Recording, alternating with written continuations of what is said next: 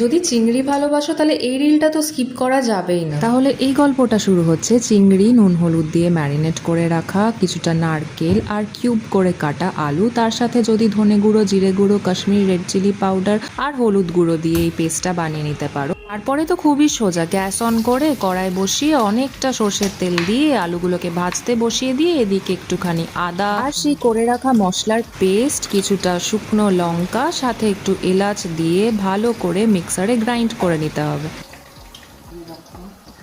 যখন না গ্রেভির পেস্টটা তৈরি হয়েছে, আলুও কিন্তু ওদিকে ভাজা হয়ে গেছে, তাই তেল থেকে আলুটা তুলে নিয়ে ওর মধ্যে জিরে ফোড়ন দিয়ে তাতে একটু এলাচ, দারচিনি আর তেজপাতা দিয়ে হালকা নাড়াচড়া করে প্রনসগুলো ফ্রাই করতে দিয়ে দেবে। ও হ্যাঁ, মা কিন্তু বলেছে প্রনসগুলো বেশি ভাজলে বেশি চিড়ি হয়ে যায়, তাই হালকা একটু ভেজে নিয়ে ওটা তুলে নেবে। তারপরে ওই তেলের মধ্যেই গ্রেভির মশলাটা দিয়ে দেবে। এদিকে যদি আমার মতো নারকেল কোড়াতে না পারো, তাহলে নারকেলটা একটু কেটে কেটে পিস করে বার করে নিয়ে ওটা মিক্সিতে দিয়ে জল দিয়ে একবার দুবার একটু গ্রাইন্ড করে নিলে যে পেস্টটা হবে, ওটাকে ছাঁকনিতে ছেঁকে নিলেই কোকোনাট মিল্কটা বেরিয়ে আসবে। সেটাই এখানে মা গ্রেভিতে দিয়ে দিয়েছে।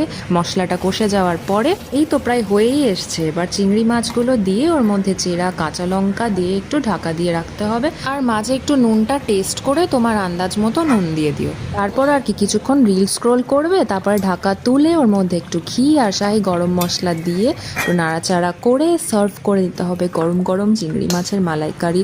আর টেস্ট করে জানিও কেমন লাগলো তোমার হাতের রান্না।